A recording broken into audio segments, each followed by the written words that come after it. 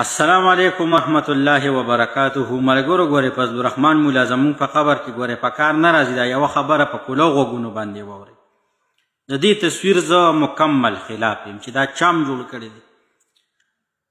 پی ټي آی والا ډېر د مولانا صاحب تصویران ګډ وډ جوړ کړي. د هغې ما اختلاف کړی دی او کوم او همیشتن زه دواړو څه چې هرې پارټۍ والا ته ویم چې سیاسي مخالفت دی، سیاسی میدان دی، دی کې چې دی د دلیل په بنیاد سره د قوم د عوامو د خدمت چې دی د میډیا ته راوړه او په دغه بنیاد باندې چې دی د سیاسي خریب سره وجنګېږه نو مذهب وکړي.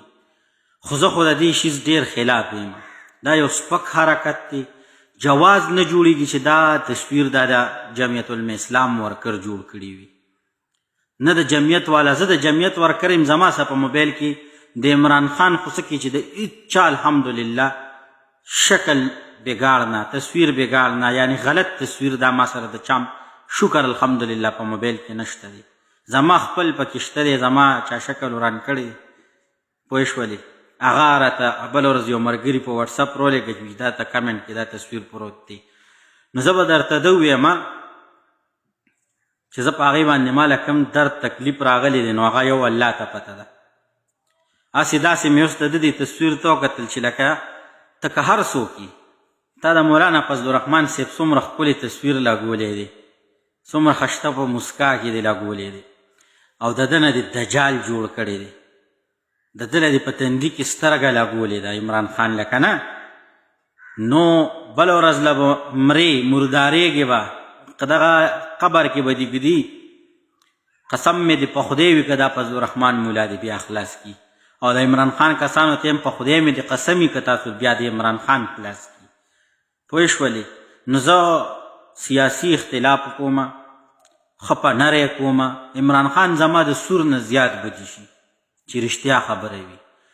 په زړه کې مې داسې دی لکه دا تاسو چې تصویر څنګه جوړ کړی دی، خو زړه کې مې دننه ورسره اختلاف دی، سیاسي اختلاف مې دی. ورسره څه کارونه یې داسې کړي دي چې په هغې زما د ده نه بلکل نفرت دی. نه مې لګي ورسره بچې، نه مې لګي، بس لګیم پسې سیاسي په دلیل په بنیاد زه په ده باندې لګیم و تنقید کومه. خو دا نن چې کوم تصویر چا لګولی دی، دا نن چې چا دا فلټر جوړ کړی دی، د دې زه مکمل اختلاف کوم او مکمل مخالفت یې کوم چې وروره دا کار دی د اسلام خلاف کړی دی، دا دی د پښتو خلاف کړی دی، دا دی د دې معاشرې خلاف کړی دی، او وروره د دې شیز د زه مکمل مخالفت کوم. ولې چې زمونږ دین اسلام مونږ ته د اجازت نه راکوي چې داسې قسم ته د چا تصویر وران کړي، داسې د چا شکل چې دی تاسو وران جوړ کړي او هغې باندې د بیا تاسو ویډیو جوړوي. زمونږ دین اسلام چې ما ته د اجازت نه راکوي، نو ته څه چې مولانا فضل الرحمن صاحب به مونږ ته د دې اجازت راکړي.